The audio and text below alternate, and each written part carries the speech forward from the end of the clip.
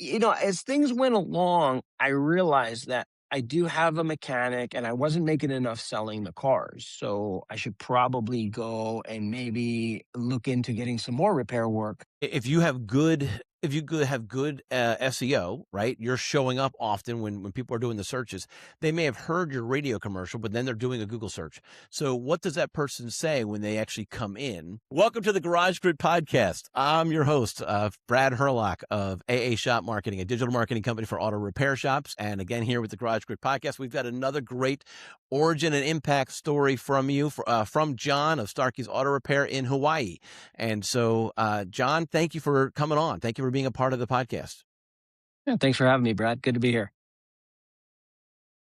You were recently also on a panel where we were talking about when good service still gives you a bad review. And then we kind of talked about bad reviews in general. And there were some really interesting points that were made by all three panelists on that episode. So I want to also thank you for being on that. And if that's something that's happened to your shop while listening to this, that's a worthwhile episode to go check out. That was the February of 2026 panel. You should go check that out. After you hear John's story, and you're like, hey, I want to hear more about what John has to say. That's also a good spot for you to go. But today we're going to just talk about, John, how did you even get into the repair space to begin with? Well, I was actually in technology. I grew up in California and I was in the technology business selling IT products. And I came out to Hawaii to surf and I got into IT and realized, wow, this is going to be really hard in Hawaii. So then I got into the car business, started selling cars. It was one of those jobs that kind of, I didn't want to do it. It's a slimy business. It's a this, it's a that. I had every excuse not to get into it. Friend of mine said, well, you don't have a job and you got two kids and a wife. You should go talk to Don. My friend Don was a manager, general manager at Honda. And he said, people buy from people they like. I mean, it's that simple. You don't have to be the slimy car salesman. You just make a friend sell a car. It's that easy.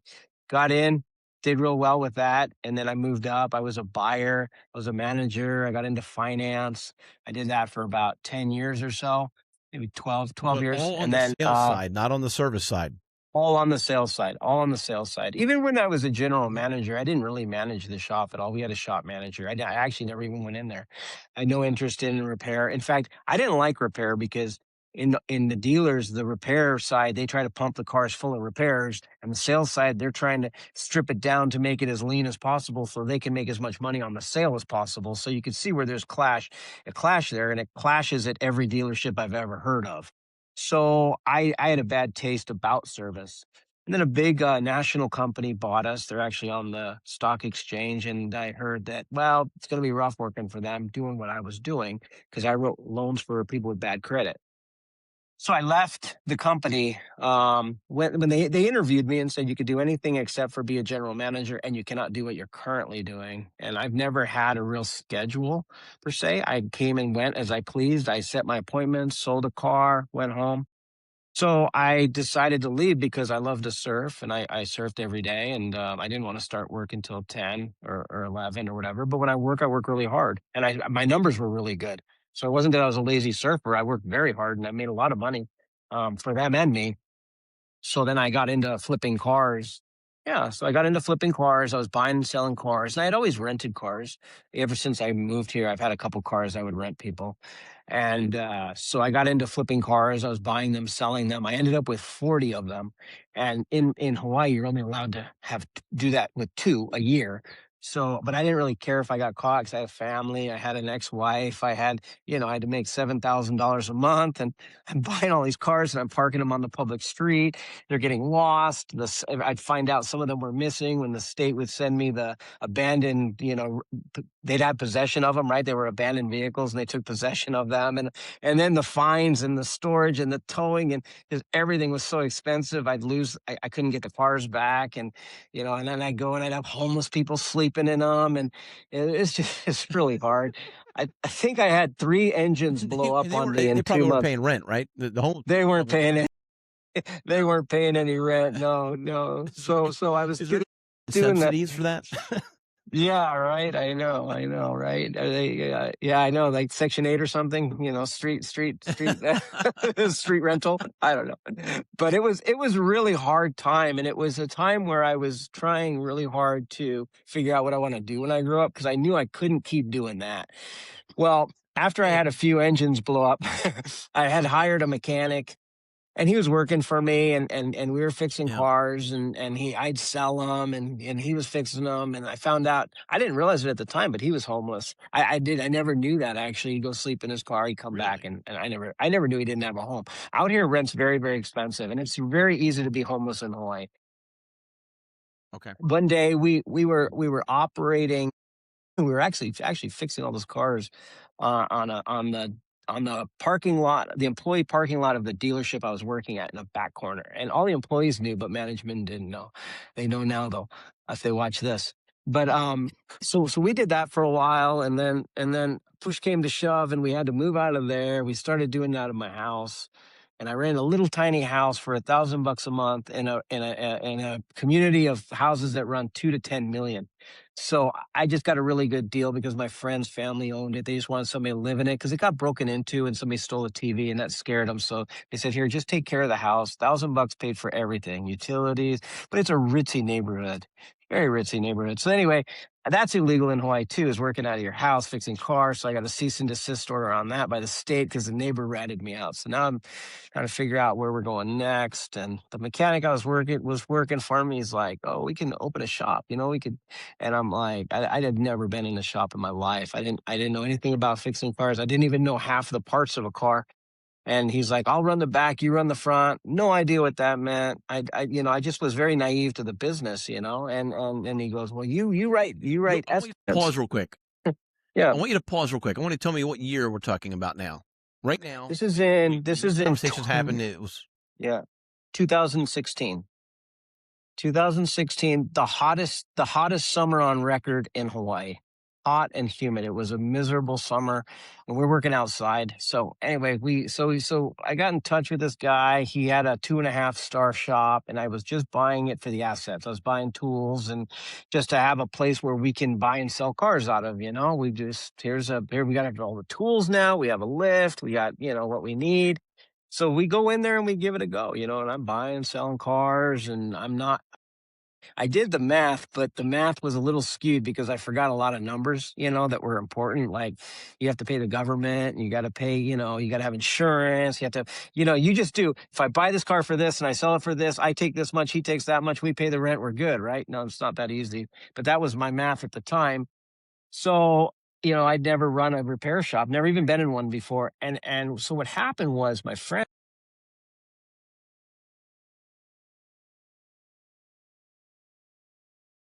yeah. illegally flipping So it cars. wasn't like I could Illegally. come get my brakes done. It was if I No. sold you my car, you would fix the brakes and then sell the car to somebody else.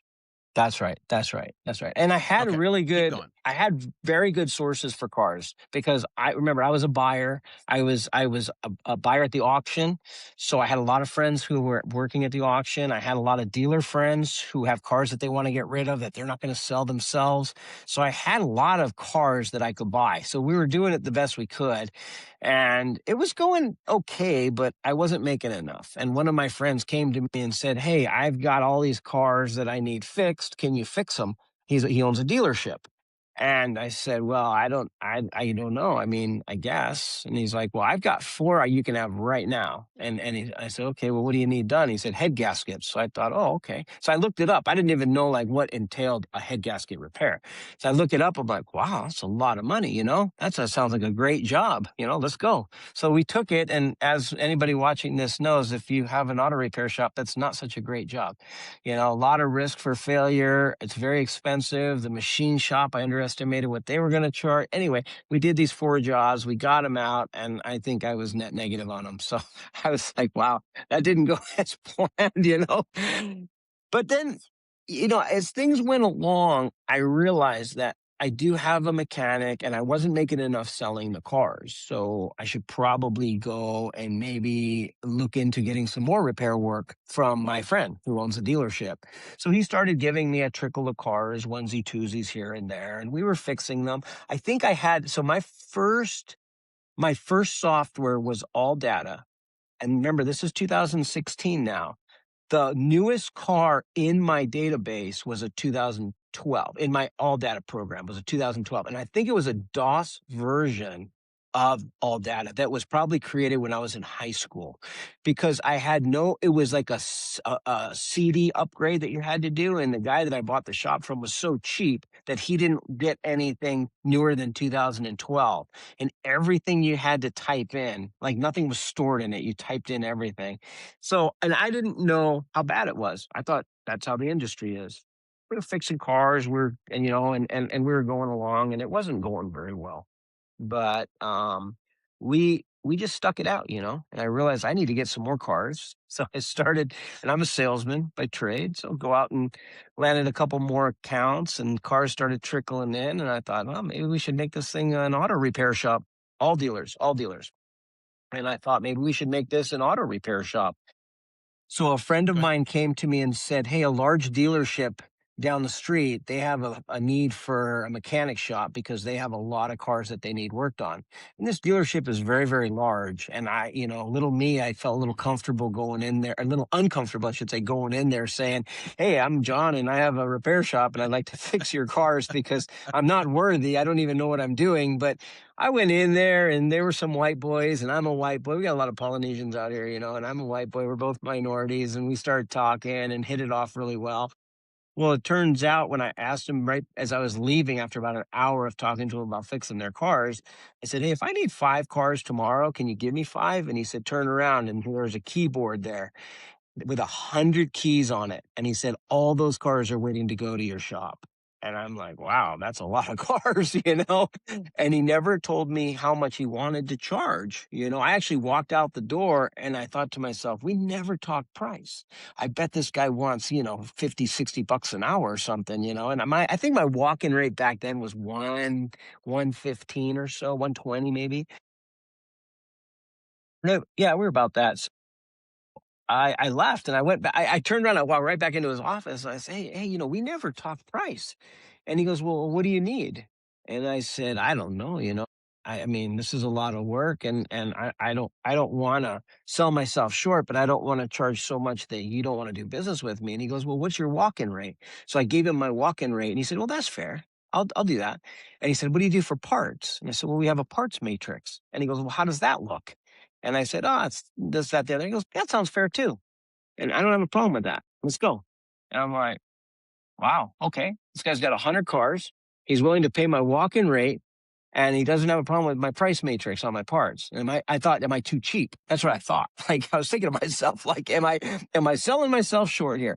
But anyway, to this day, yeah, right. No, to this day, we've done about, I want to say we've done about $4 million with them at a very reasonable margin. And their average ticket's about $1,000, which is like a dream customer, right? And he told me, "I need you to stay in business." And I think anybody listening to this and you think that dealerships are terrible customers, there are dealerships out there that need you and want you to stay in business. They're not out to cut your throat. They're not out to put you out of business. They're out there, they have a need, and if you know how to talk the talk with them and walk the walk, then they wanna do business with you, and I don't know very many shops that do business with dealers, but we So do, I very agree that successfully. usually they're considered to be a tough competitor. Yes, they are. They are viewed a lot of times as a competitor, but one thing you have to understand about dealers is they're so if they have a brand, right? I don't work on their brand. Newer cars that are their brand. And I don't work on anything that their customers bring to them. Those are their customers. I work on the cars they buy at the auction. They take it on trade. They have a buying center. They bought them through their buying center. I'm getting their cars ready for them to sell. They're so busy they can't turn their cars fast enough. And if you know how a dealership works, dealerships work on a 30, 60, 90-day turn. And once that car starts to hit 30, then 60 days, if it hits 90, they have to wholesale it. Most dealerships, they can't even sell it. So they buy a car, they're trying to get it ready to sell. They might be in that thing 45 days before they ever get it on the front line. Now they only have 45 more days to sell it. If I can get that car ready for you in 3 days and I can help you turn that spot 2 or 3 times in the amount of time it would take you to get your car into your shop, that's a huge benefit for a dealership. And you have to talk to them at that level. If you talk to them on their level and you have an owner who really gets it, They'll do business with you. I'm not your competition. I'm your asset. I'm your team. I'm on your team. I'm here to help you turn cars. I'm not here to bury you so deep in a car with all these costs. I'm trying to keep it lean and mean. If you and different dealerships do different types of repairs on their cars, the one we work with, they fix everything. Some steer, start, and stop. That's it, man. If it has nothing to do with steer, start, stop, we don't want to fix it, and I'm okay with that too. Whatever you want to do to get your cars ready, I'm here to help you. And I've done business with almost every dealership out here in Hawaii on my island, and all of them have been very, very good, successful relationships. They appreciate us, we appreciate them. Now that was up until 2020. At 2020, when in one day I lost all my dealerships when COVID happened, and we also lost our state safety inspections, which little trickle of business I had that was walk-in was that. So we pretty much had no cars at COVID when COVID started, like not even one, because the state shut it down. They shut the dealerships down one day and the state safety inspections the next. So when the state shut it all down, all of a sudden I was thinking like, oh my gosh, what am I going to do? How am I going to keep this business going? So that was a very interesting time. I didn't know what to do. I didn't know if I should, bankrupt the company because, I was deep in debt. At that time I was three-quarters of $1 million in tax debt. And I still didn't really know what I was doing as far as the Wait, business why were you goes. 750,000? Why were you so far behind in tax debt? What happened there? So in Because when I 2017, was you're trying to keep the lights on, I'm guessing, right? And so you're trying to figure right. out. You mentioned in 2016, 2017, you were like, "Hey, here's the balance of this sale. I get half, he gets half," and that's what was your attitude. Is that where it Mm, kind of that's blossomed where that's with the that's weed where the group? problem happened. Yeah, that was kind of the problem. I didn't know because I'd never been in a repair shop before I opened mine. So when I started getting the worst thing you can do is grow a business with gross sales when you don't understand your numbers. You don't understand your KPIs. You don't understand what a good technician looks like. You don't know how to write service correctly. You can do a Okay. lot of business not knowing what you're doing, believe it or not. We were doing about $30,000. Let's see, we were doing 1.3 million a year, I think is what we shot up to. We went from about 300,000 a year to 1.3 million in 1 year. We shot up to that. So it was very rapid growth. I had to get another Well, bay. right, We added a just bunch for of that one dealership, lifts. it was probably That one that one dealership blew dealership us was up. probably right. Absolutely. That And dealership that happened in blew us to the 18, moon. 17. That was in 2017. So we opened in Okay. 16. Towards the end of Yep. 17, that happened. So I Okay. thought, revenue, there's money in the bank. I'm paying my bills, I thought, but I wasn't paying Yep. taxes, right? I wasn't paying state, federal, TDI, workman's comp. The only thing I paid was health insurance because it's mandatory here. I paid my employees and I paid my landlord and I paid my parts vendors and I paid myself a little bit, Mm. but that was the end of the money. So taxes, I knew what I was doing. I didn't try to evade it, but I had to keep that money. Everything I took from my employees on the from the tax match I do to the withholdings tax to the sales tax, you name it, I took it and ran the company with it. It was hard. It was really It's hard. yeah, it's almost I would think that it's almost easier to have separate bank accounts for some of those things. That way you don't think of it as a general slush fund. Yeah, well, the problem you run into, even if you have a separate bank account, if you're facing bankruptcy or you're facing shutting it down, you'll still use that money. And I know that because that's what I did. And I have a lot of friends who have ran companies that way too, and maybe some people listening to this run their company that way. Eventually it will catch up to you. Eventually you do have to pay it down. I've paid down $500,000 of the three-quarters of a million I owe. So I'm down to a quarter million today. And, I joined a coaching company, Drive. They coach me. They're out of California. And I joined them about when COVID started. So I learned during COVID how to run a shop. And I quickly grew a huge peer group. Being from Hawaii, people like to talk to you about Hawaii. They've been here before or whatever. You can see in the background, it's nice and sunny. I just went out and was in the water. I start every morning foiling, which I don't know if you guys know what that is. It's kind of like surfing, but it's we ride a board that's above the water. We use jet skis to whip each other into the waves. It's tow foiling, TOW, foiling. If you look it up on YouTube, you'll see what we do. But, I wanted to do that and I had to run my company, but I told my coach when I first got with Drive, I said, because they asked me, what are your goals, right? I said, my goal is to start work at 11 o'clock in the morning. And I work really hard when I work, but I don't start work early because I want to be in the water every day because that's how my whole life has been like that. So they said, okay, Yep. we'll try to help you make that happen. That's kind of a weird one, but we'll try to help you make that happen. And I started, because they say you got to start work at the latest at 8, right? And not me. Not I've never started work at 8 in my life. So I learned the KPIs. I learned what it takes to run a successful company, and every aspect of running a company, from how do you get your customers, when you get your customer, what is the customer experience, and how do you charge a fair price for great work? How do you hire employees, and how do you hold them accountable for production? What is great production? Should an ATEC be billing 40 hours a week, 50 hours a week, 60 hours a week? I learned all that. And I learned one of the most important lessons I learned was, how do you keep your employees? What do employees need from you? How do you learn about them? Because money doesn't drive everybody, right? Money doesn't drive me. Time off in the morning drives me. You could pay me $1 million a year, but I'm not going to start work at 8 in the morning. It's not worth it to me. So I learned all that, and that has been very interesting. And like I said, I'm in a very, very large peer group across the nation. I've been now to a lot of successful shops, and my shop will do about 5.5 million this year. Which, that's a big jump from our best year. Our best year we did 3.7. We had a fire back in 2024, December 3rd of 2024. We had a jump box that was connected overnight, and it spontaneously combusted and then blew up, and all hell broke loose at that point. We lost about, I don't even know how many cars, maybe Was 13 or did the 14 fire just cars. was the fire just contained to your property?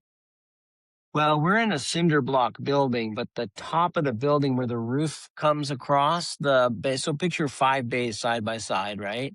They're all cinder Okay. blocks. So cinder block walls separate them. Then we have a corrugated, galvanized roof that lays over top of it. The building was built in 1960. The roof ceiling's about 40 feet high at the highest point. So what happened was, as a fire went up the wall, it didn't burn the walls, but what it did was it shot across into the bays next to it. So I own 2 bays, or at least 2 bays, and it blackened the bay next to it. Like, everything in it was black. I have a fish tank in my office, which you got to go across the wall, up the stairs, in the door, and then through another door to get to my fish tank. And it was black soot on the top of it. And then it damaged a lot of stuff in the next bay over from that, because what happened was we didn't have a fire alarm system. So the fire burned for about 45 minutes. The fire department got there in 3 minutes from the call, but when they got there, it was a full inferno. So everything inside was pretty much a total loss. So we basically had to start over, and that was a real shocker. Yes, I had insurance, and insurance covered 150 of the $1 million loss. But at that point, I had worked so hard just to get to where I was. Remember, it wasn't until 2020 that I started to actually turn a profit. And this happened in 2024. So it was like, gosh, life was just starting to get good. I owned everything in there. I had paid a significant amount of money down on my tax debt. And I thought, man, life's really good. And, it's funny because when you go into a lot of programs, training programs, they say, come to the expos, come, get away from the shop and come do this. What's the worst that's going to happen? Like, you think the shop's going to burn down? Well, I was on my way to a funeral for my auntie on the East Coast, and the shop did burn down. So, Oh, that jeez. could happen. That could happen. But, Right. but, I have Right, a, right. I have a great staff, and I carried it through. I paid payroll. I took my insurance money and I paid payroll with it, and I kept them all on, and they really appreciate that. Went a long way. If you could do something great for your employees, do it. I sent my manager, she is awesome. I have a great manager. She's a pit bull. When I hired her, our sales jumped 33% with one less technician. With the same customer base, she's just an animal. I sent her to the World Series. She's a Dodger fan. I bought her tickets down by the dugout for the World Series. Yes, they were very, very expensive. I think that trip cost me over 10 grand, including the tickets and everything. But you know what? Money well spent. They're worth it. Because of your employees, you are where I'm at the beach because they're at my shop working. Yeah, they're at my shop working. So, and we all work hard. We all work hard, I try to flood the shop with customers. That's my personal responsibility. And I think as an owner, you have a set day, right? My day starts at 11. It goes till I go to bed because I never stop thinking about this place. But when I'm working, I'm thinking, how can I move the needle? What can I do? And when I say move the needle, it has to move a needle in the shop. Is it gross revenue? Is it customer satisfaction? Is it more customers? Is it better employees? Is it my employees make them happier? What can I do? You have to be moving a needle. If you're doing a job in your shop that somebody else could be doing, you have to. What I do is I take my net profit and I divide it by how many hours in a week I work. That's what I'm worth.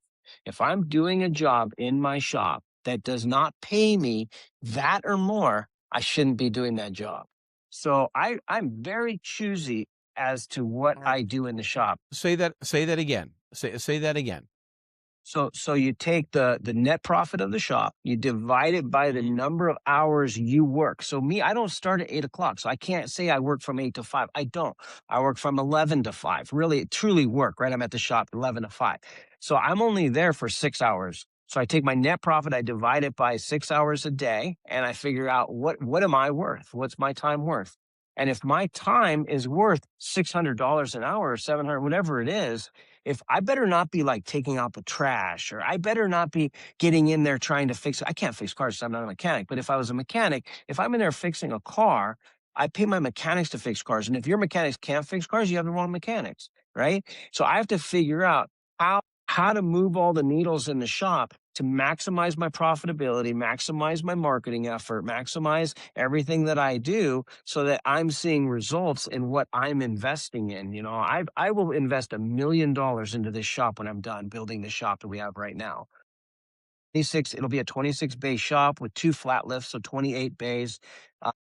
We have outside lifts because I only have 13 parking stalls, but we took 10 of them and put in the triple stackers that BenPack makes. So we're putting those in actually right now. So we'll have 30, 33, 34 parking stalls outside. And we turn a lot of cars. My tech efficiency is regularly at 130%, which I'm very proud of. So we work Okay. hard. I work the hard guys really hard. All right. So I want to talk about the building for a little bit. Yeah. You're rebuilding it. Do you Okay. have your own freestanding building, or is it like part of a larger warehouse, or So the what do you got? one I'm in now is a freestanding building. So out in Hawaii, so just to give you an idea, my inside, the inside of my shop is 18,000 square feet. I have 13 parking stalls outside. It's fenced. The Zillow listing has it at $10 million. Okay. Now it's not for sale. It never will be for sale. The land in my area is owned by a trust that was set up by the Queen when Hawaii became a state. They have 1,100 commercial tenants. So I couldn't buy it even if I wanted to, but that gives you an idea of how much real estate is to buy out here. So eventually my rent will be about 40 grand. We're going to scale up to that. It's half that now. But as the years go by, the landlord said, as you grow, we grow. And I'm like, I'm okay with that, because I know as long as it's 7% or less of my revenue, I'm good. Right. That's the number out here. And that's one of those KPIs that as a business owner, if you don't understand every line on your P&L, you need help.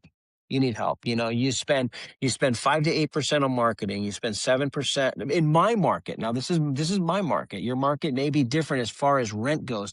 Marketing's the same across Every business, I believe. And you market when you're busy as heck. You're like, I can't take in any more customers. Oh, yes, you can. Because when it gets slow, you're gonna wish you had a funnel of business, you know. So I stuffed my guys. We have 100 cars at my shop right now, you know, and I have 8 technicians, 7 technicians. We'll have 8 next week. I have 7 right now. So, you know, we stay very, very busy. But that building that we're in is it butts up to my old building. So literally, if you know where my old building is, you know where my new one is because the back wall butts up to the back wall of my old building. So it was nice that that was So available. I'm on Google. I'm on Google Street View, right? Yeah, And yeah, when I go to the street, it looks like there's yeah. like a You may not U even see us. of building. Yeah, yeah. You may not even see. It is Uh, like a U. Do you see Starkey's Auto Repair there, or do you see at 1297 Kaumuali'i Street, or do you see another business? Because I don't know if Google's been by since we've been there. So, interestingly enough, if I actually search for you, I can actually see uh, your business. I can see that you got Starkey's Auto Repair painted on it, but I can't actually navigate back out to the street from that. When I'm Yeah, actually on the street, just by going address, I see the previous owners in that space. yeah, yeah. It's because so here's what happened. I've been in there for a year with no lease. So they gave me an right of use permit for a year and said, why don't you just start building your shop and see how it goes? If it doesn't go well, Mm, then you don't have any obligation to us. So when that happened, it wow. was really hard to get all the permitting I need because I don't have a lease. And I actually just signed my lease a month ago and I've been there for a year. So the landlord is so Wow. large. They're the largest trust in the world. They have about $15 billion in cash in the bank. They own every building outright, and rent out here is astronomical. They're the third largest landholder in the state, next to the state, after the state government and federal government. So they can do things that most landlords cannot do. So that's what they did to help me But out why do they? Like, yeah, because why do they help you out, or do they help everybody? well, no, they don't help everybody out. And my pitch to them was we are an integral part of the infrastructure of our community. You know, we are a business that provides a service. I'm not making Mm, beer, right? I provide a service to my community that is in high yeah. demand, very high demand. We don't have I don't want shop owners to come out to Hawaii, but I will say we don't have enough shop owners out here. but and we don't have enough shop Okay. owners that want to build a big shop out here. You know, we have a lot. I think they said 80% of the shops out here are 1 or 2 man shops. And with rent soaring out of control, you used to be able to get a bay for 3 grand a month. Now they're 10. So if you do the math, the 7%, you think about the 7% as a rent factor for your total gross, 1 man, 2 man band, you can't produce those numbers. You can't produce enough to pay the rent. So that's where it gets Right. really tricky, you know, and a lot of them are shutting down. But so my landlord, when I was pitching to them the fact that that's who we were and they've watched me grow, I said, you know, I want a chance to really do well. You know, we got roosters out here. You can hear them in the background. I'm out Nice. in the country. I'm out in the countryside on I the like North it. Shore. I like it. Beautiful North Yep. Shore of Oahu.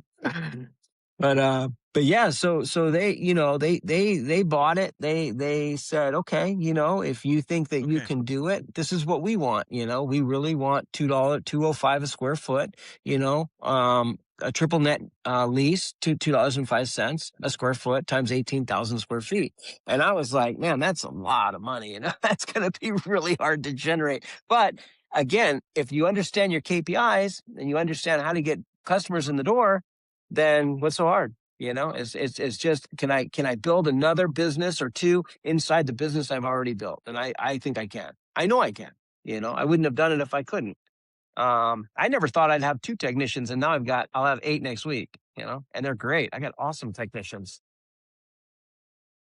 The shop was built on the relationships that you had with dealerships, or that you Yes, created with yes, dealerships. yes. I should Today, tell you the is it story. what percentage of Yeah, your shop is yeah, dealership versus just yeah. private retail?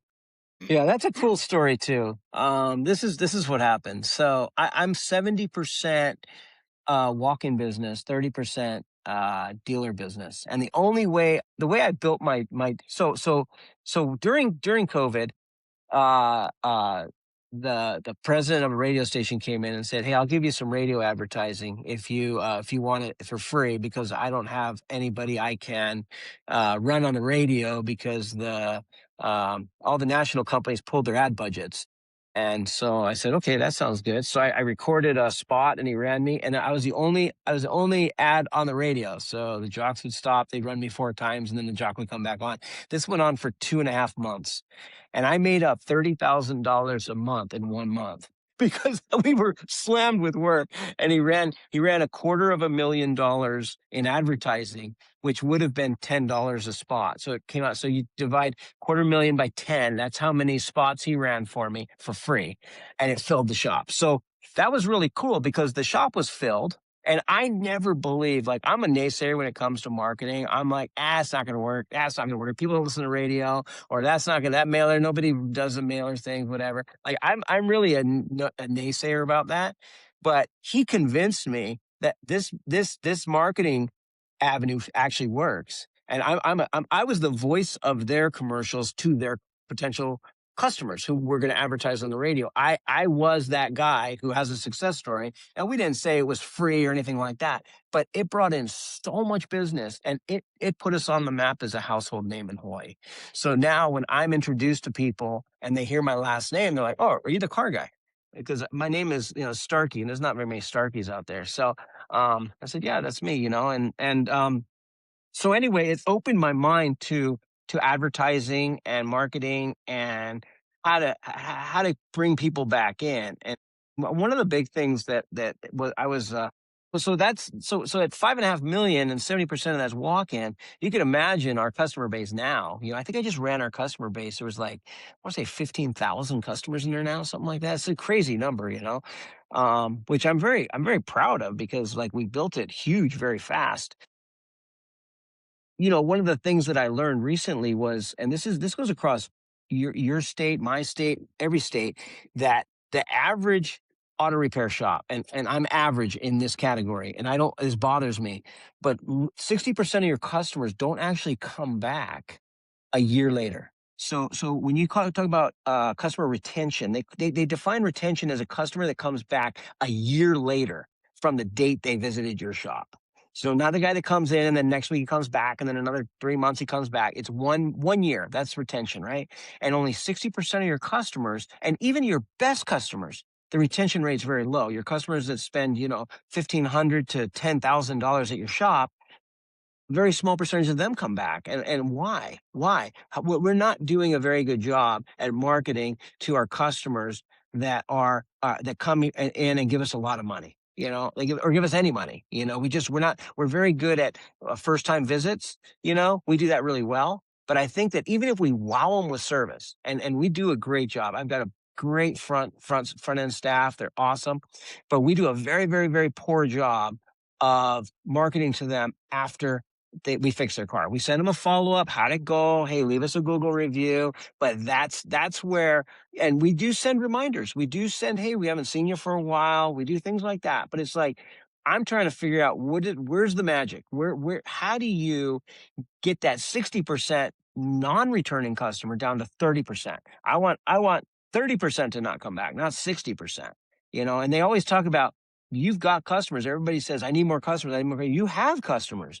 You just need to figure out how to sell to the customers you have, right? How do you market to them? How do you service them? You know? So a lot of challenges have Is come up is in the my answer career. is the answer in relationships?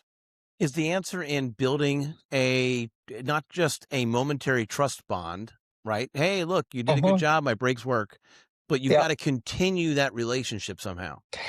Absolutely, absolutely, and it's kinda like marriage, right? There's a my wife's from Japan. I went to school in Japan, and there's a proverb in Japan that says, "You don't feed a fish you've already caught." And she says that to me when I'm not treating her well. She's like, she'll say that to me, and I'm like, "Wow, that's mean," but she says, "Well, it's true." And I think with customers, you kind of feel the same way. It's like, "Well, I already got them. I'm gonna go get a new one." And that's important too. Don't get me wrong. Getting new customers is super important. But when you're running your numbers, and let's say you touch 60 customers, okay, and 20 of them or 25 of them are first time customers, are you doing a good job? Are you doing a good job? You got to ask yourself that question. Like, what defines doing a good job. And I there's been so many times in my career, because this is all I think about is running my business, because I don't fix cars, I don't write service. I can't tell you what one car in my shop is there for right now. I have no idea. And I don't really care because I have a great team that runs that side of the business. My thing that I do all day is I'm trying to figure out, how do I retain my customers? How do I get my retention rate up to 60% retained instead of 60% lost? You know, that's a big number. That's going to significantly move the needle, right? Always move the needle. So help me, help me figure that out. Yeah. All right. Well, all right. So I'm going to invite everyone who's listening to this podcast to also try to help out with that. So we have a Facebook page, a Facebook group called the Garage Grid Podcast, right? It's for the repair shop owners or affiliated people only. So go out to that page, ask to be joined in. We'll let you in. And let's continue this conversation. How do we uh, remarket to existing customers? And I've already thrown out there, well, it's about continuing to build the relationship with that person. But that doesn't necessarily tell you how to build that relationship. Are you actually just calling them? And I got to tell you, if you call me every other month asking me about my Jeep, I'm going to be like, this is annoying, Yeah, yep, right? yep. There's a Because fine it's going line to between feel pleasure like a and pain. sales call too. Sure, It's also gonna sure. but it's also gonna feel like a sales call. I feel the same way about text messages. If you're blowing Yeah, up my phone about, "Hey, we're doing this off, 10% off for oil change," or this or that, uh, it's just another sales call. I yeah, want a relationship potentially, right? yeah. As a human being, we actually this is what we long for. So what does that look like? Is that delegated or relegated to just social media by having the right content on your feeds that Could be. allows everyone to interact with your team and your staff? Maybe. Sure. Maybe that's Yeah, part of it, but there's gotta be sure. more to it. How do we make sure that we are constantly engaged with our community? Yeah. Yeah, it's a tough one, and I've learned through some of the shops that I've been to, like we're gonna start doing a learn your car tutorial, like a workshop for high school students that are getting their driver's licenses, and things like that, and maybe sponsor a couple of the sports teams out here at the high school level, because as we grow, I think you have an obligation as a business owner to give something back to your community, right?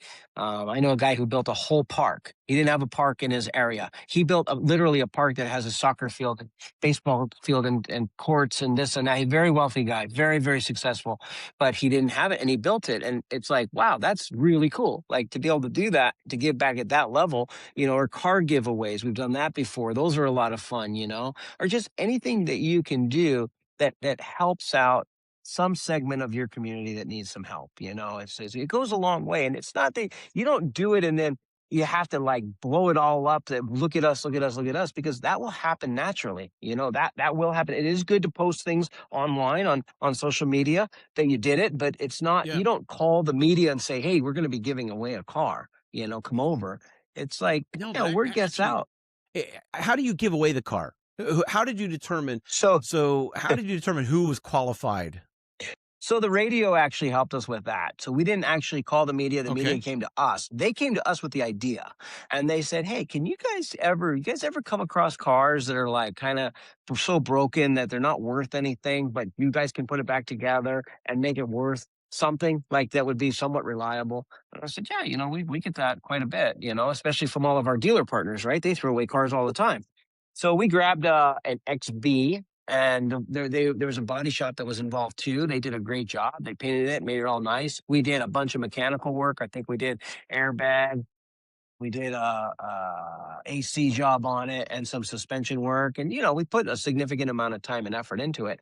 And then what they did was they went out across all 13 of their stations and did a little. It was before Christmas. I think this started right at Halloween, where it's like, tell us a story about somebody who could use a car, and tell us in detail, like about them, and the best story that we're going to vote on it, and the best story gets the car.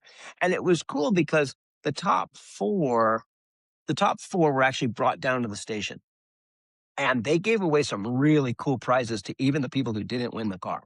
So it was like, Not, "Oh, sorry, see you later." It was cool that the Yeah. way they did it. So, it was worth it to be in the top So 4. so let me maybe this is too far. I'm just thinking like crazy out of the box, right? What Mhm. if you did it without the radio station? What if what if you called all of your customers, all 50, so you have to hire a telebank, a telemarketing company to call all. We are calling on behalf of Starkeys because you are a customer or have actually been a customer of ours in the last X time. We're letting you know that if you know somebody, then they can submit their story to our team, and our staff is going to be voting. And if somebody knows on our staff knows you, they will be disqualified from voting, but generally will be voting.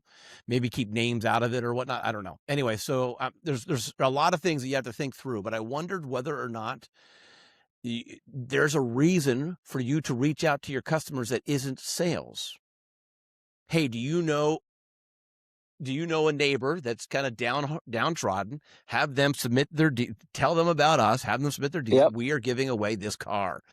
Yeah. And you made a good point, though. It's not a one or done. You almost do need to have consolation prizes of Yeah. sorts, Yeah. right? Yeah. Yeah. You definitely wanna I have don't know what those something that consolation prizes look yeah. like. Yeah, Yeah. Well, sometimes, a monetary prize, like second place is whatever, it could be $500 or $1,000 or something that's like, wow, like I didn't win a car, but I got $1,000, like that's really cool. Something or nice, or a gas card, right? I mean, because something, that's yeah, applicable, right? But if they have a car. and I think it goes better than just like, hey, we're gonna give you free brakes for life. Like, I don't think Yeah. that's as even though it's more expensive and it probably is, like, I think it's actually better to do a gas card than it would be to do that because then it Yeah. just feels like you're giving away part of your service. But it's a Just good, like you said, I don't know, it's a way to market to your customers without giving them a sales pitch. Like marketing, I'm not asking you for anything besides to think about, do you know somebody who might benefit from right? this?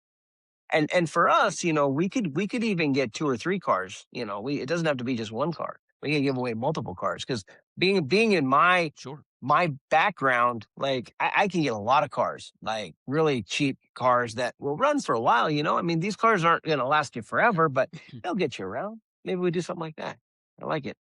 All right. So listen, if you want to add to this idea, jump onto that Facebook page and let's keep talking about it. And John, if you Yeah, decide to go forward with help something us like out. this, I want to have you back on to tell me how it went, and I want to hear the Yeah, whole story I like it. about that piece. I Right. like.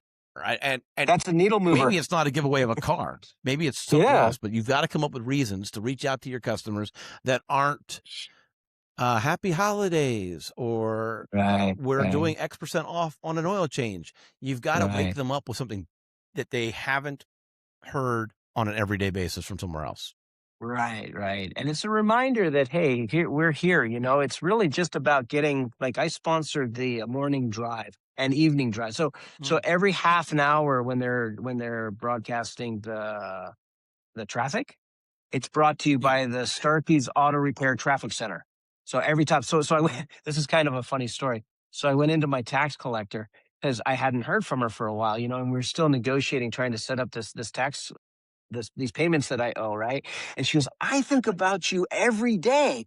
And I thought, oh my God, the tax collector's thinking about that can't be a good thing, you know? And she goes, I said, is that good or bad? I can't be your biggest client because I know I'm not your biggest client. She goes, no, when I'm driving in the morning, I hear you on the radio station at the top of the hour and the bottom of every hour, and I live kind of far away. So I think about you every single day. So you're at top of mind. And I'm like, oh, I'm flattered, like great. Right. Yeah. The commercial's not helping you. Yeah. Yeah, the tax Not collector's not helping you in somebody you other want ways. thinking about you. You don't want the tax collector's thinking about you every day.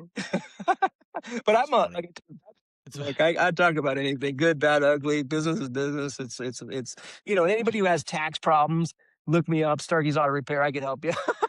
I know the ins and outs of it, both federal and state. It's not fun, but Give it's some it's recommendations. yeah. Well, I can tell you how I got through it. Yeah, they said I make You too want to much for share an a little offer in bit of that now? compromise. Sure, yeah. So, Do you want to share a little bit of? Yeah. Go ahead.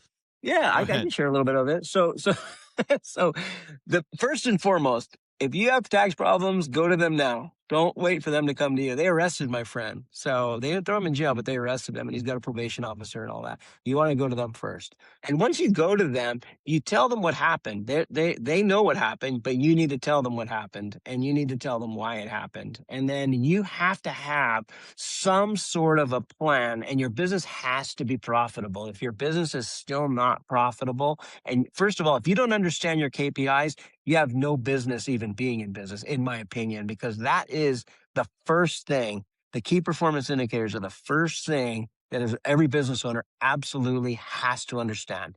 And if you don't know what those are, then you need to do some more research. And there's a lot of online tools to teach you about those.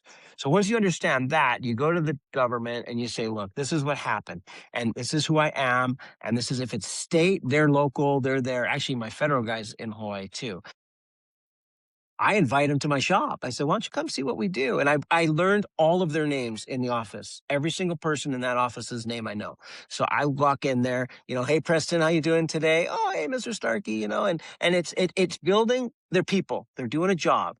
And a lot of people are afraid of tax collectors. They're very nice people. And if you're extra nice to them, they're going to be extra nice to you.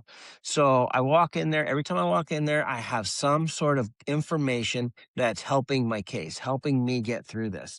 I have a plan. I either have a check that I have ready for them, or I have a proposal for some sort of a payment plan, or I have something that is good. They've never ever called me and said, "I need you to come in," ever. I go there. I was going there every month, just to get a little bit more detail on what was going on, how much exactly do I owe, what do I owe for, what's my interest rate, and interest rates are surprisingly low.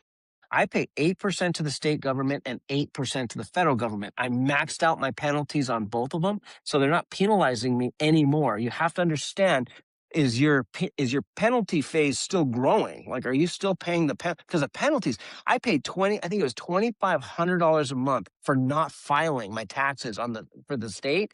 18 months I How didn't much file again? taxes. For $2,500 a month, they were penalizing me. That was the penalty for not filing, just the penalty. And I didn't file for 18 months. 18 times 2,500. That was my penalty. And now I don't qualify And are for you an having to pay offer. all that back, or do you? I mean, Yes, like, yes, every sometimes you penny, get the every penalties penny. waived, right? Yes, sometimes, but Really? I Okay. I could not get an offer in compromise for 2 reasons. Okay, the first reason was I make too much. That was the main reason. But the second reason was I need a tax Hmm. clearance letter because I'm going after GSA business. So the government has like we have all 5 branches of the military. We have a huge government presence. Just like you're in Delaware, right? I mean, come on, you guys have a lot of the government over there too. So I'm going after the government vehicles right now. So that in order to get government work, I have to be able to get a tax clearance from the state and tax clearance from the federal government. It's a new law. It used to be just a state if you're working with a state. So I have to get them from both, and they won't give me a tax clearance letter if I don't pay them back every penny because I'm not in compliance. They gave me an offer, but I'm not compliant with what I had to pay, right? So I told them, look, I'll pay it all. I could pay it all. I've got the money. I'll pay you. I'm making the money. We're making good money in my shop. If you're not, and that's again where your KPIs come in. If you don't understand every line on your P&L, by all means, that's the most important thing you need training on. Every line. You need to not just understand what it means, but where does it come from and what moves it back and forth. What is a good tech efficiency? What is a good whatever, any number? People know, oh, my gross sales. That's flattering. That's great. You could be grossing $10 million a year, but if you're not making any money, you're just spinning your wheels. You're Who doing cares? terrible. That's Who right. cares? Okay. Okay. So So, all right. So, one of the KPIs that you are honed in on is, well, I mean, it's not really a KPI, but you're saying you need to understand every single line on the P&L. every line, your effective Every line. labor Okay. rate, yeah, every line, your marketing budget. Where's the money going? How do you measure your return on your investment? How do you just like throw money at a marketing campaign and then like, oh gosh, I wonder if that worked or not. I don't know. We didn't track it. We didn't have a call number. We didn't have we're not sourcing our customers. Where are they coming from at the front because my guys are too busy or they're too lazy or they don't care or whatever. As a business owner, that's your job. Your job is to try to figure out everything that's going on with every dollar you're Oh, where's spending, where it and coming I from. spend a lot. I spend a lot of And money. it's Yeah. tough to do that though, right? I mean, because I mean, let's face it. I mean, if you have good have good SEO, right? You're showing up often when people are doing the searches. They may have heard your radio commercial, but then they're doing a Google search. So what does that person say when they actually come in? And so, because some shows, I always want to acknowledge that sometimes the marketing from outside sources, offline, online, it often works together. And so you're under, it's important to actually try to evaluate the overall marketing that you're spending and then try to evaluate which marketing is actually the least effective and Yeah. replace that with better marketing. Right, right. So when I sponsored the traffic report, that was a tough one for me to bite off because it wasn't Okay. cheap and it was but then he told me the number of impressions that we're going to get and it is the prime drive time, right? It's the traffic time. So people are sitting in their cars. People when they started coming in, they're like, "We hear you guys all the time." That's all they said. That we hear you all the time. Okay, we never got that comment before we started doing the traffic report. We advertise a lot. We run a lot of radio ads, but it was the verbiage is different now. And all of my employees have been telling me this at the front because remember, I'm not there a lot. But in my manager, all my front end staff, they're like, wow, these people are saying they're hearing us a lot. And I said, okay, I know that my drive time marketing is working because that's what they're talking about. That's Stark sponsored by Starkey's Auto Repair. Starkey's Auto Repair drive, where they say the Starkey's Auto Repair traffic report. So yeah, it's good. I mean, it's good. And like you said, you can't measure everything. You can't, like you said, you're on Google, you got social media, I'm on the radio. We're gonna cut a commercial here pretty soon. We're gonna be on cover. I've had people tell me they've seen me on TV. I've never been on TV. I've never been on TV, but I guess they saw me somewhere and thought they saw me on TV. Right. It's kind of Right. funny. Yeah. They know Yeah. they saw you on the news when the fire was reported. Maybe that's Um, what it was. Maybe they did see me on TV because I was on the news. That's a bad one. That's kind of like my tax collector thinking about me every day. Not that flattering. Oh, a little bit, yeah. a little. A So, little bit, a little uh, bit. okay. What name another top level KPI that you want shops to be thinking about if they're not already thinking about? They need to start thinking about. Oh gosh, there's so many. Average RO, I think that's a big one. But okay, when you're looking at average ticket, okay, this is something that's super important to understand. You look at so your average ticket, a very well-run shop should be 5 to 6 times their walk-in rate on their average RO, right? So like my walk-in rate's 205, my average ticket is $1,200. So that's considered pretty good. And we've ran that for years. Um, but what makes up that ticket? See, my shop, nobody on my island wants to do engine repairs. Nobody wants to do head gaskets. So we get sent all that work, right? We get referred. I had like 10 engines in my shop last week that we had to go to the recycle yard, So my average ticket is high, but it's kind of if you dive into what makes up that ticket, it's not good. It's not good. We're missing a lot of the preventative maintenance, the PMI, right? We're missing on the preventive maintenance inspections. We're doing a terrible job at my shop right now. Terrible. And I know it. So I'm currently going through some training on how to fix that. And I'm spending a lot of money. When I'm done, I'll probably spend $15,000 on training, not just me, but my staff and we're switching up the whole system is changing because I know that we're terrible at that, and I think as a business owner, you have to look at what do I do well and what am I really bad at? My customer retention, really bad. My inspections, really bad. So these are needle movers, these are things that I have to fix as a business owner. And so the average ticket, just because it's good, is it really good? And that's where diving into KPIs is something you do with All right. your So peer group. ARO is a good thing to initially look at, but Yeah. after you've seen that, after you've helped it climb a little bit, you also need to be thinking about, say, gross profit per hour. Absolutely, absolutely. maybe Gross profit hours dollar. sold per hour Tech for efficiency, repair work. or your effective labor rate is another one, right? Your effective labor rate, or gross sales trends. Gross sales is one that is kind of deceiving, because you look at it, and all of us go like this, up and down, up and down, up and down, right? But it's like, if you were to just draw one line, an average line across that, are you trending up? Or are you trending down? And if you're trending a certain direction, why? If it's going up, understand why. The whys. We track that. We track. I mean, I look at all of my technicians' production, and I chart all of that. I chart my my office staff's production, like sales, hours sold, how many hours did they sell, the technicians hours billed. No, the hours billed is very important for me, for my technicians, because we're always looking at the efficiency, right? So you work 40, you bill 60. Well, that's great. But and again, what kind of work is this technician doing that he's billing 60? Is he doing $60 worth of really easy work? Or is he doing $60 worth of really hard work? You know? And then scaling up your technicians' pay. Like, my technicians are all flat rate. I will never ever, and I know people will disagree with me, but I will never ever pay hourly unless you're a junior tech, an apprentice tech. If you need hourly and you're a journeyman technician, do not work for me. Please don't work for me, because if Right. you're Right. telling me right there you're subpar, because my guys all Yeah. bill over 100% efficiency, all of them, my technicians, Right. and I take a lot of Right. pride That in makes that, sense. because I stuff the shop with work. We're packed with Yep. work. Yep. Okay. Now, you mentioned about the sales on the front of the shop. Uh huh. You're paying bonuses to those, or Yes. commissions Yes. for Yes. those if they. Okay.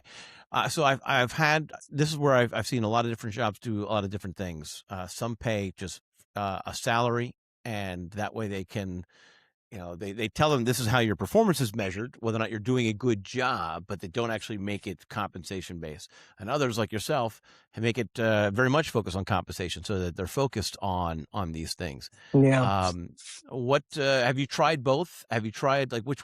Why did you land on the way that you're doing it now? Well, so I do it heavy on the hourly pay. I pay a lot hourly, and the reason I do that is because I have so much dealer work that comes in the shop. I always looked at it like, my dealers, you're not really selling them anything. You're processing the cars through the shop, which does take a lot of effort, and a lot of time. And I have a parts person. She works for Napa. My writers don't put parts on the RO. Napa does. And whether it's Napa or O'Reilly's or AutoZone or wherever the part comes from, dealer, mainland, eBay, Delaware, wherever we're buying them from, she buys everything. And so my technician, or my office staff, they just have to put the RO together with the labor and sell the job. But with the dealers, all you do is you just send it out, and they're going to approve everything or nothing for my biggest dealership. And then some of my smaller guys, they're going to say, you know what, John, we're never ever going to do a flush. I don't care. We'll change the oil, but we're not going to do like a brake flush, or whatever flush. And then if something is leaking, we do 1 to 5, right? 5 is pouring out, 1 is seeping. If it's not past like a 3, if it's not a 4 or 5, we're not going to fix it. We're just not going to fix it. So, and then if it's driving and you notice like something that's worn out, but it's not clunking when they're driving, but it is pretty worn out, we're not going to fix it. We're just not going to do it. So the dealers are all operating at a Can different you? level.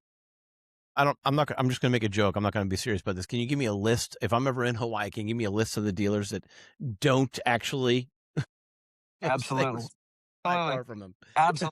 I can give you the list. I can give you the list. Oh, But on the quiet, right? We don't on the need to quiet. publish it. We don't need On the to. down low, on the down low. And but again, it comes down to, if your credit's really bad, this comes back to lending, right? And you only have, let's say, Yeah, yeah, $500 down, and the bank's going to finance wholesale book. Well, they can't be in the cars very much money. So you have mediocre credit, you're going to get a mediocre car. And that's just the way it works, right? These are different dealerships cater to different markets. So right. you don't have top Sure, that tier makes sense. dealerships doing shady work. Like, you just don't have that, you know? Right, right, Yeah. right. So, because they It's still have not to that they're stand trying to behind it. be. It's not trying to. They're not trying to be sneaky. They're trying to say, this is my market, and This if is anything this is where I happens, play. This is where I play. I play in subprime, or I yeah, play in prime. Everything. There's one dealership I work with. It's all about reputation. They're all about reputation. Huge place, Yeah, and and they're that's gonna fix great. absolutely everything. They're going to fix Right. everything. And after the fact, if you're not happy with the car, we have buy it, it's yours policy, right? There's you can't return used cars out here, but they'll take it back. If you're not happy right away, they'll take it back. They'd rather have it back and you not buy it from them than you unhappy. Well, so you know, I mean, it's where do you want to play? And we talk about customer service. At what level of customer service do you as a shop owner want to give your customers? Like, are you that willing to help out a customer? Or is it kind of like, customers are not always right. I hate that term, customers always right. They're not always right. And a lot of times they're dead wrong. And if they're dead wrong, I back my employees. It's like that's just how it is. Now, can we help them and try to make them feel a little better, even if we are right and they're wrong? Absolutely, 100%. I've given back people money. I've done a lot of things to try and help people. Let's keep it out of court. I know they're pissed, and even if they leave me a bad Google review, yeah, okay, I get it. You're mad, and you have a right to be mad because your perception is your reality, right? No matter what, if you're looking at a blue sky, but if somebody tells me that sky is purple, hey, it's purple to them. Maybe they're colorblind. I don't know, but perception's reality. So you just have to let people feel the way Okay. they Well, feel. there are some people who just like, so there are some people that just argue for the sake of arguing. So Absolutely, they'll never there's be also happy. that, right? They'll That never goes be back. happy. Sure. Yeah, we have plenty of So them. they're going to say Yeah. it's purple or green, and even Yeah. if it's obviously blue, even to them, they just Right. want to argue. And Right. that goes into the panel conversation that we just had, right? Because sometimes Yes. those bad Yes. reviews, Yeah, we did talk you about that, have to didn't get we? a feel for whether or not this person's just looking to pick a fight, or whether Yeah. or not are they a keyboard warrior, or Yeah. whether or not they're actually disgruntled Sure. with cause, Sure. and how Absolutely. you can help them through that. Absolutely. I'm sorry, my mind. You're telling me all these things, and my mind keeps going back to a conversation we already had Hmm. about how do we develop. I love that challenge. I like so there's I like business challenges. I think they're Yeah. fun. And Yeah. the conversation we Yeah. had before was how do we continue that relationship? How do we build the relationship with our past customers or recently past customers so that they stay active Yeah. customers? Yeah. If you could do Um, that, that's a big one. That's a big one. And it's not just me. yeah, no, Remember, this is well, I've got a industries. bunch of different ideas in my mind. Yeah. Oh, let's I got a go. bunch of ideas in Yeah. my mind. One Let's of it go. is this. You're right. All right. So let me Yeah. ask you this. Yeah. Now, I don't care. I don't care about my birthday. Okay. Don't call me on my birthday. Don't send me a card. I don't care about my birthday. Now, Mm-hmm. I do a good job at remembering my wife's birthday, but would Mm. there be value You better. my repair shop to call me and say, "Hey, Brad, your It's wife's your wife's birthday is birthday. 2 weeks from now. It's your That's pretty funny. That's pretty funny. Hey, just wanted to remind you, it's not necessarily yours, but it's hers. Somebody more important than yours. Yeah, that'd be a funny one. Yeah. If you just this card's just a It would. reminder that your wife's birthday's coming up. If you can get information, try to get people's birthdays like their wife's birthday. Or what if they're divorced? So I had a card program that I made that we it was way ahead of its time. We took pictures of people and we made custom fonts and we sent out. It was a great tool, custom cards. And then we would take Yeah. pictures of people with their car and their spouse would be in it. And the Mhm. biggest problem we had actually was when the cards would go out later and they were divorced. Like we got more complaints like, "Hey, can you stop Ouch. sending those because we're not together anymore?" Never thought about that. But yeah, Whoops. it is tricky staying in touch with people without being annoying, because we all get spam, we all get those calls, we all get, I mean, there's a lady that sells, and probably people watching this know her. She sells those the what are they? The shifter linkage, Carol out at Bush, what is it? I forgot what it's even called, her company. But she calls me like every 4 or 5 months she'll call me, "Hey John, you ready for some shifter bushings?" And I'm always thinking to myself, "Carol, I'll call you when I'm ready for them. I know I buy from you. I bought from you for all these years. I'll buy more. I promise I'll buy more." But she's doing that call, and at first I used to answer it, but now I just send it to voicemail because it's like, at what point are you being annoying to somebody, right? And it's kind of a tricky thing. It's kind of a tricky thing. It's hard to figure Well, out. what if? All right. So hold on. What if she called you and just asked about how this morning's foiling went? Yeah, that's How much more large were the important. swells That's today? much more important. Yeah. Or Doesn't she told me how to you turn off know this what rooster. she sells? Yeah, yeah, yeah, yeah. I'm barely able to hear it, so don't worry about it. Oh, okay. But as far as He's the getting rooster close. goes, He's but getting closer to me. Well, if he gets close enough, get him Maybe I'll catch in him. the I'll catch him. I'll bring him into the yeah. screen. Yeah.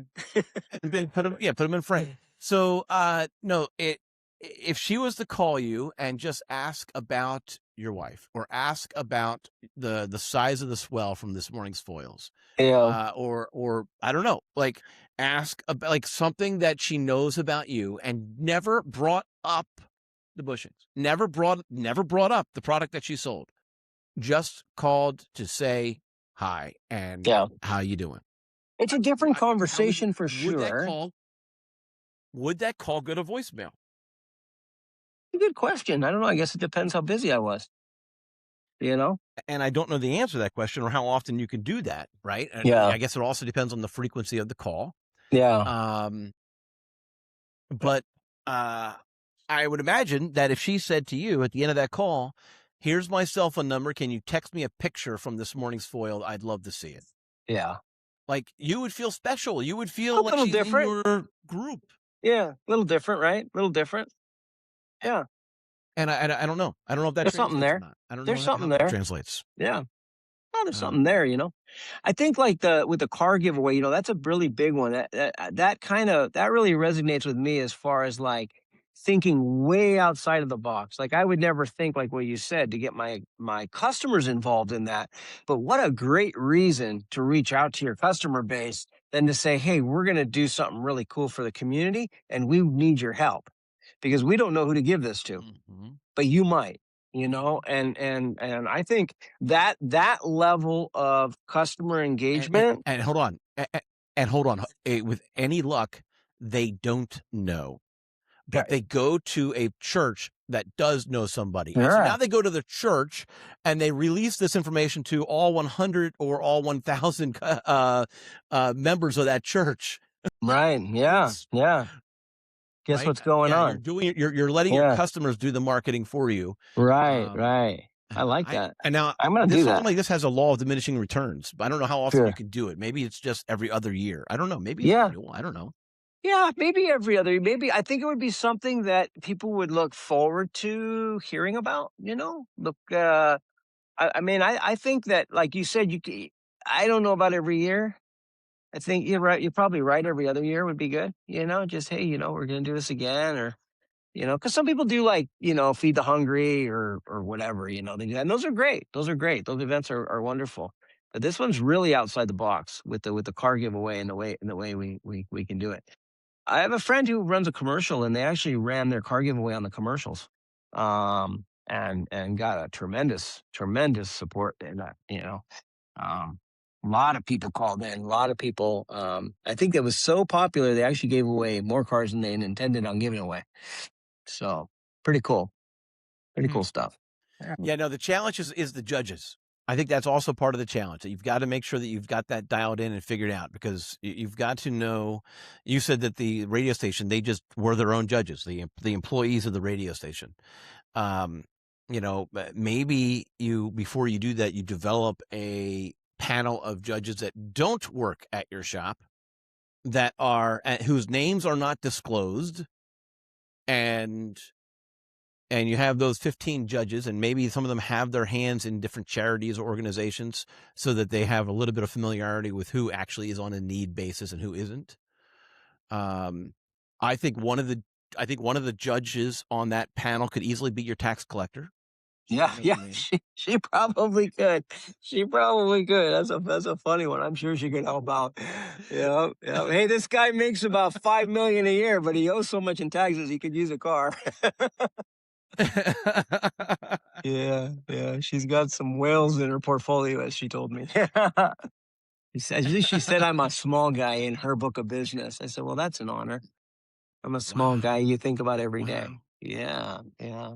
I said, I'm very small. Wow. That's good. You know what you could probably even do? I bet you can program into AI, um, like make like a chat or a GPT that says, okay, this is what I'm looking for. This is the criteria, and then scan them all into the computer and have it analyze all the letters that were received and spit out maybe the top 20 or so or 50 or whatever, because you can't read them all, right? There's no way. You get so many. But you do something like that. And speaking of ChatGPT, this is something that's really interesting that we're also working with is creating GPTs to train your staff. So you can a lot of people don't they think it's like a glorified Google search, but it does so much more.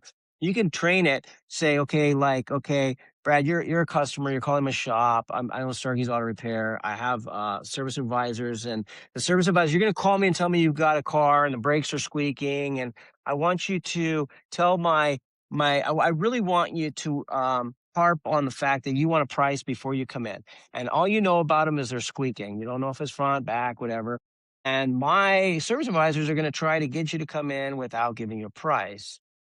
I want you to, for five different times, I want you to give them reasons. Once they reply, I want you to give a reason as to why you want a price before you go in. But eventually, I need you to, if they do a good job, then I want you to give in and say you'll schedule your appointment.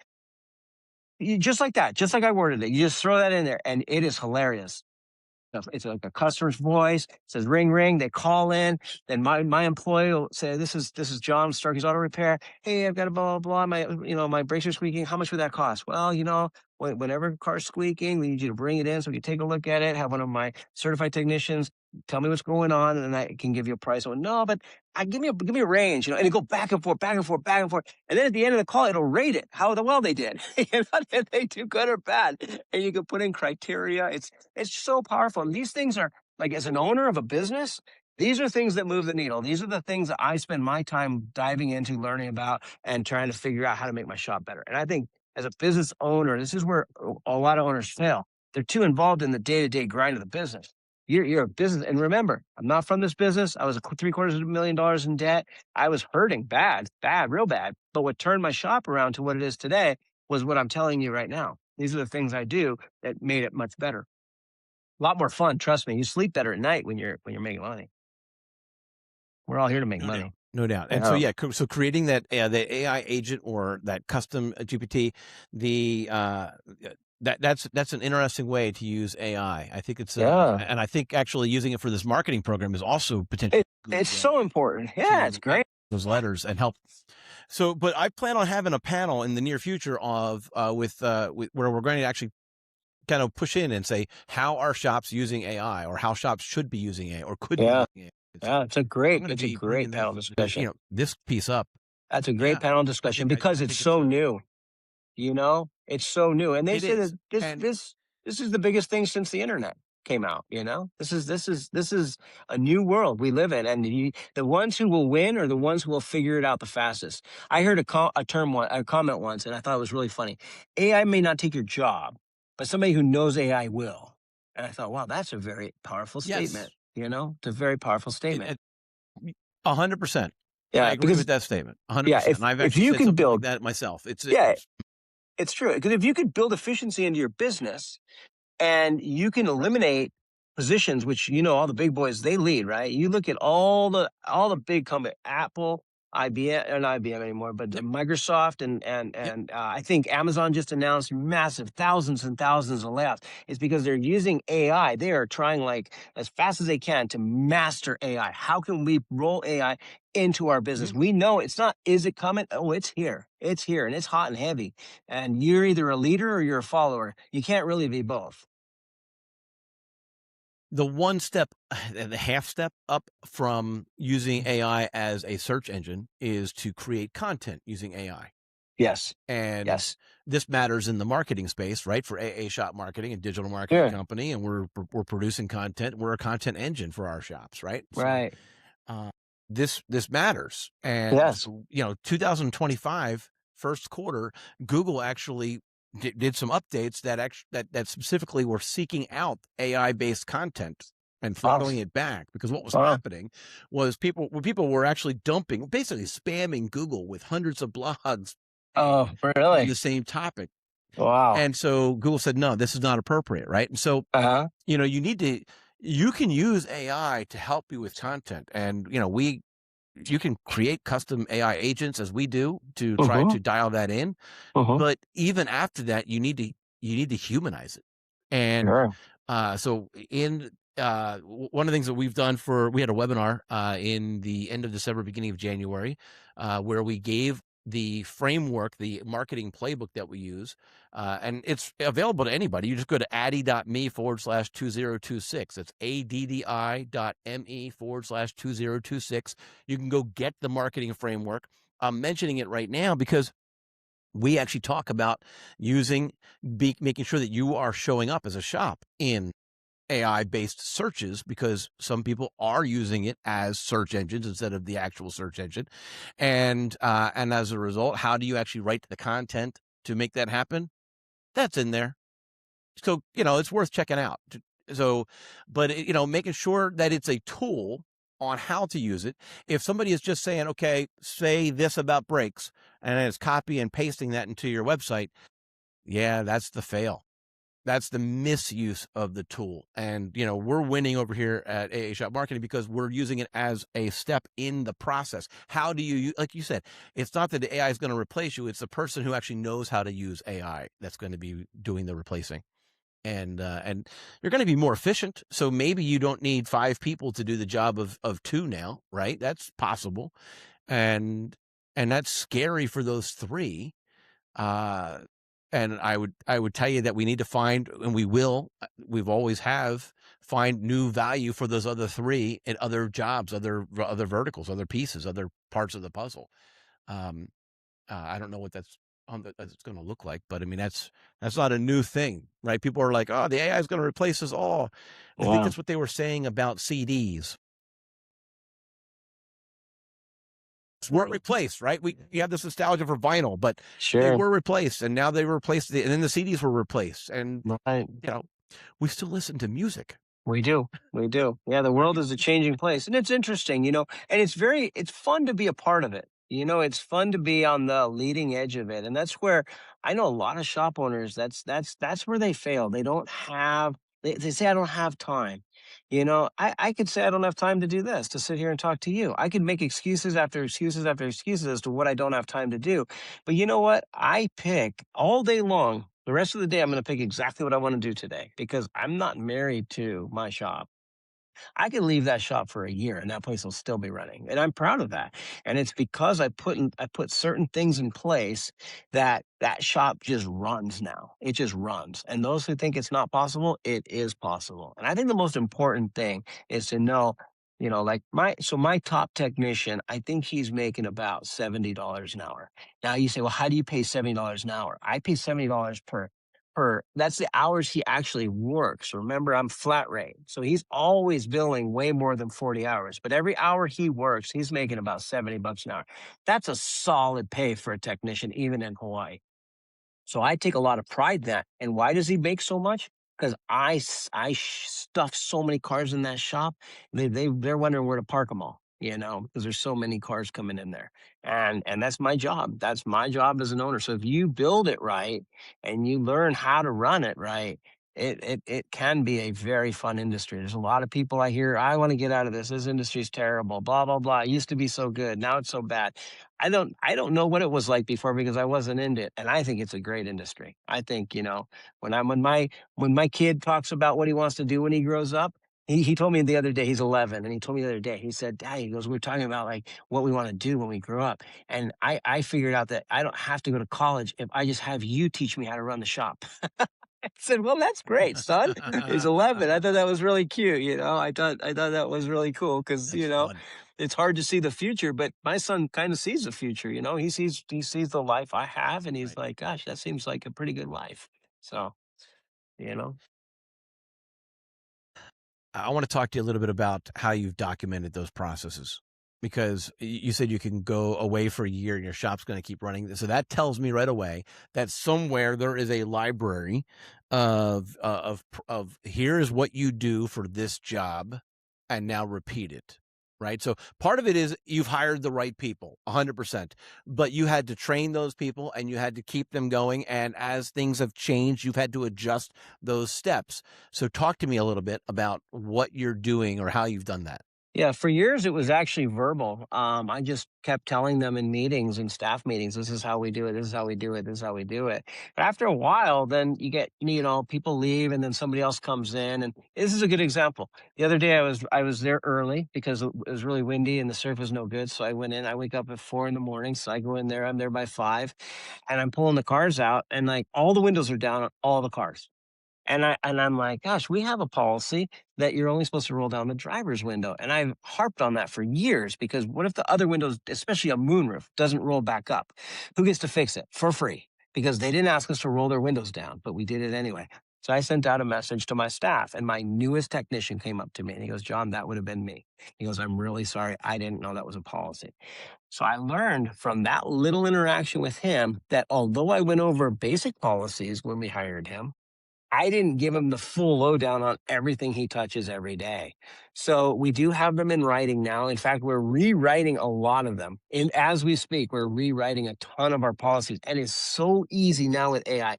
You can go into ChatGPT and say, give me a list of 150 key points that I should write policies on for an auto repair shop. And boom, there's your list. Then go back in and say, hey, I've got a little problem with this.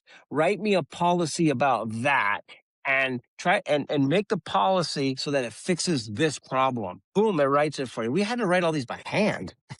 Back in the day we wrote them all by hand. This program writes it for you. And it's so simple. So we keep them in a library. Drive has that library for us. It's in their software, and it's easily accessible. When you write policy, you should be having your staff sign them, that they understand them. Keep them in their employees file, but don't make them too complicated and stick to one point on each one. If you're writing about, All right, so no, yeah, hold on, I got a question for you here. I want to first ask about how you're storing them. You're storing them in this library, so there it's like a Google document or a Word document, or no, it's a it's actually text-based document, it's a software. or a Yeah, PDF. it's a text based document, and you can change it, and it's stored in it's called the So playbooks. in with Drive, do they actually have like a Yes. is it a file or is it more like a online library? It's an online library. And they have samples in there for us, so we can go in there and pull their sample. The problem Got most business owners have is getting started. And when I need to get started with something, I just open up ChatGPT and start talking to it. I talk through my problems. Like I just start rambling about whatever's on my mind. And then I'll say, put this in a format that will help me write policy. And boom, it'll write that. And then, okay, now let's get started with the policy. And you just start talking, whatever's on your mind. And it could be the most random thing that's on your mind, but it will make some sort of sense of that random thing, and then it gives you more things to think about. You should never be blocked. You should never have a mental block anymore with the technology that's out there, ever. Never, ever, ever should you have a mental block. Because I hear that all the time. Oh, I can't write policy because I can't think of it. Or, yeah, I can't think of it, or I can't figure it out. Or that's just now you're being lazy. And I don't like lazy people. I'm not a lazy person, and I don't do well with lazy, and I don't do well with arrogant people either. Don't let arrogance get in the way of your success is my favorite phrase, because you don't know it all. I don't know it all. I know a lot, but I don't know it all. I can always learn more. I learn from everybody. Always. That's how I built what I built, always be learning. Keep an open Yes. mind. Yeah. Yes. It's fun. Yes. Well, so uh, so the documents are whether it's a document or whether it's actually just an HTML text on the screen. All of your employees have access to that, and so if they're about to do a thing that they're not sure, they've already signed off on it, but they could go back in and quickly review that in that format. I'm wondering how often we need to start converting these to videos because I feel like it's. I'm wondering what percentage of our of shop staff would rather a 30-second video over a 3-page paragraph. What do you think about that? I think for some things, yes. It depends on what it is that you're talking about. Like one of the most Mhm. successful actions that we do that I think a lot of shops don't do is morning hot shop meetings. So what a hot shop meeting is my general manager. So I know for sure, like my lead tech, I know for sure he can do 16 hours a day. So I tell her, back him with 18 hours or 20 hours today. All the parts must be in. They all must be in. Everything has to be approved. Everything has to be verified. The parts are corrected to the best of our knowledge. And the cars have to be parked close by. She goes up to him. She says, hey, she goes, this is what I got for you. Boom, boom, boom, boom, boom. Lists all the work. It's a lot of work. I got 16 hours for you. I know you can do this today. And you're feeling it. You feel good. Everything good? Everything's good. Great. Boom. She goes to the next technician and does the exact same thing. Then she checks in. And my guys, I have technicians. Blood not flowing? Technician, blood not flowing. Do push up. But yeah, exactly. Well, get that blood flowing. You feel good now? Let's go. Let's go to this. So I'm in Hawaii. Right. I have two technicians. My two of my best technicians won't come into work sooner than 9 o'clock. Now remember, I don't start till 11. So they got this from me, right? This is my fault. But they come in at 9 and they quit at 4, right? They work through lunch. But she goes back at 11 o'clock, she goes back at 1 o'clock, and she goes back at 3 o'clock and talks to that technician. Now she's monitoring, we use TechMetric, she's monitoring TechMetric, what we're doing and how the work's getting done. But she's also checking in to see how the technician's doing. How's he feeling? Any problems? Bolt broke, or this part doesn't fit, or whatever. That is the key to our success right there. That is what boosted our sales by 33%. So she's solving those problemes. She's solving all the problems. Those problems for their technician. Absolutely. It's a hot shot meeting. Right. And if you're not doing them, got to go. She's the one that got to go to the Dodgers game. She went to the Dodgers game. And she says she's going again next year. That's should I bet on them now or should I hold my bet? He's a diehard. I'm from California. She's a diehard Dodger. She's from California too. She's a diehard Dodger fan. She's a pit bull. She's a pit bull. She's not from here. In Hawaii, we got why are you in such a hurry, brah? Slow down. It's a beautiful day. The sun's out. But she's just like, go, go, go, go, go, and that's what I love about her because she doesn't have that slow down. Everything's going to be okay. No, speed up. We need money. Yeah, that's fun. That's fun. We had a great time. There's a lot more that we should continue to talk about, and I think we should actually just save it for another episode. We touched on a bunch of great things. Marketing to how to use AI to what KPIs you should be paying attention, and I find the problem solver or the internal fixer to be an interesting part of the equation. Right? Yeah, there's a lot to it, and so you could have a conversation just about that approach. In cars, you'd have to be doing to be able to afford to hire a fixer, an internal fixer, not a tax collecting fixer, but a fixer. And to keep the technicians being as efficient as possible to earn as many hours as possible. So that's absolutely. You've given us all a lot to think about. And I really appreciate that. Yeah, no problem. I'm wondering if it's rapidly approaching 11, and I don't want to make you late for your shop today. Yeah. Well, I'm an hour from the shop, and I'm going to go get lunch. So, one last point though. I think. Man, all right. So so you're gonna. I'm going to be real late today. Late today. No, but one last point I want to make that, my manager, so she came from a dealership, totally different game, right? Different world. And she was getting confused with all the KPIs that we follow, that we track, because she only had to worry. She was a service advisor there. She wasn't a manager. So she's new to following stats, right? So I told her, I said, look, our average ticket has been the same for a long time. You go across 2 years, it's exactly spot on the same. Don't worry about average RO. It'll handle itself.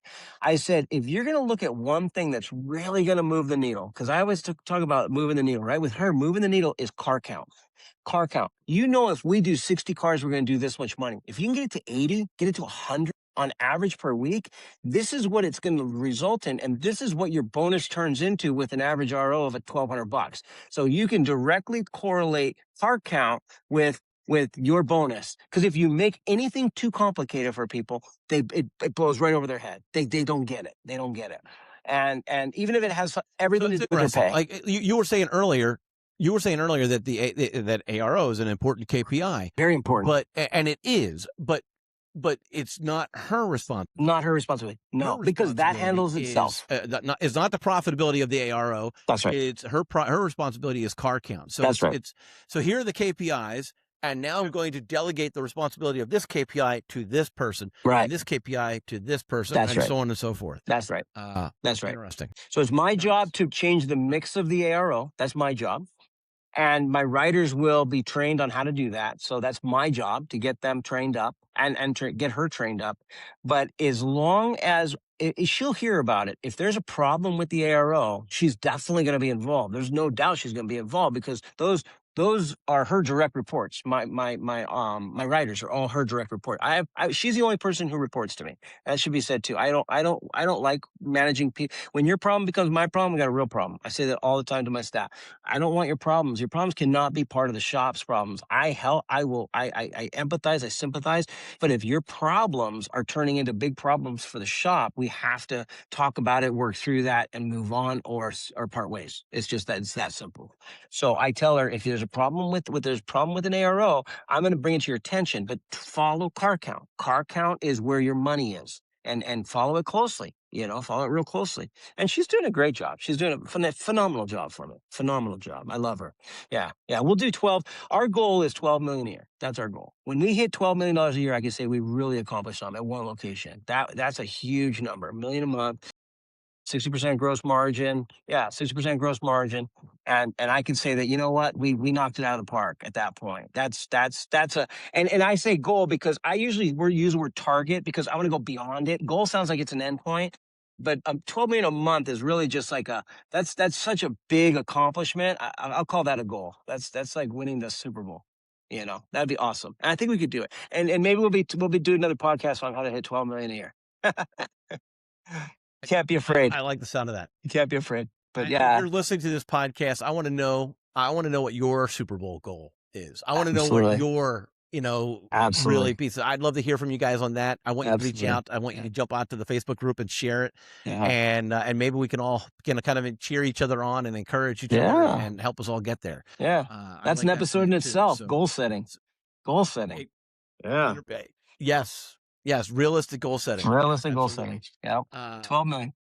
All right. Well, John, I thank you for sharing this. I liked it. This has been a fun conversation. Another fun episode with the Garage Grid podcast. And so if you're listening, this is your first time, there's plenty of episodes prior to this. There's going to be plenty of episodes after this. You need to subscribe and like the channel and share this with other auto repair shop owners so that we, again, are all helping each other out and helping each other grow, one shop at a time. Yeah. Good. Thank you, John.